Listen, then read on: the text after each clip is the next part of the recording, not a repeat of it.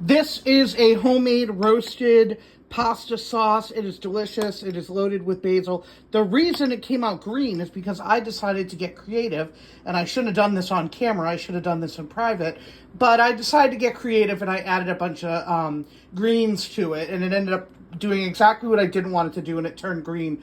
But we just made like a sandwich the other day, so I had leftover onion, I had leftover tomato. Just grab some basil and make your own sauce. So let's see how I did this. And if you don't want it to look green, just, add the basil only and not the additional vegetables that I added.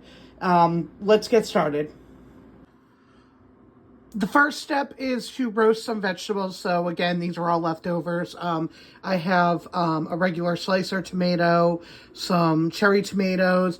I had red onion left over. I didn't want to cut a fresh onion. If you have a bulb of garlic, go ahead and roast that at the same time. You just kind of trim the top off so you can squeeze it out. But this is what I had roasted. And then what I'm going to do is you wait for this to cool.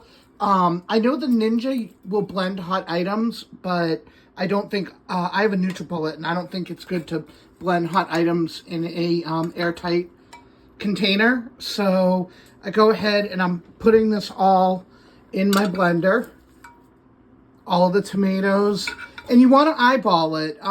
So I only added the amount of onion that I thought would coordinate with the amount of tomatoes that I had. So if you have more tomatoes or you're making a larger batch, of course you're going to want to use more of the onion, as well as more garlic.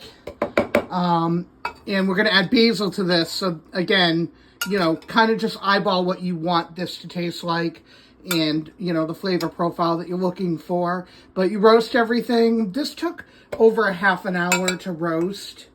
You just want it to look, well done and soft and cooked. And then what we go ahead is then I'm going to add my basil. I already washed it. I didn't even cut it because the NutriBullet is literally going to pulverize it. And then I'm going to dump in, I have black garlic. Whoops, you can't even see that. I have black garlic. I think I need a spoon for that. I think I'm just getting all liquid. So I'm using what I have. You do not have to use black garlic for this recipe. Again, this is just cleaning out your refrigerator. And then I have Italian seasoning. Make sure any jarred Italian seasoning or any seasoning at all is gluten-free. So I'm going to go ahead and add that. Mine's not marked gluten-free, so I'm not going to talk about it here. And then lastly, I have olive oil. I'm going to add a little olive oil. And then I want to add vegetables to mine. So I'm going to add this sweet baby lettuce. Again, I'm cleaning out my refrigerator, and I haven't made a salad yet this week. So you can add spinach, kale, spring mix, anything that's left over. I'm going to put some hidden vegetables in this so that when I'm eating my sauce, I'm also getting another serving of vegetables. Okay, and I'm going to blend that up now.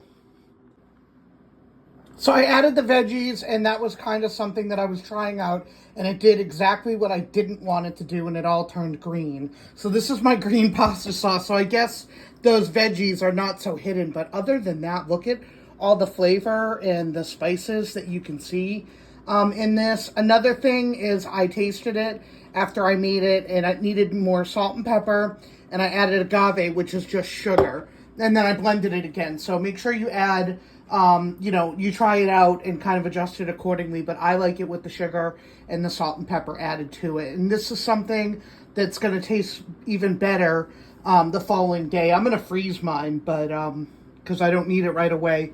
But yeah, enjoy, gluten-free and utilizing all of the ingredients that you have in your refrigerator.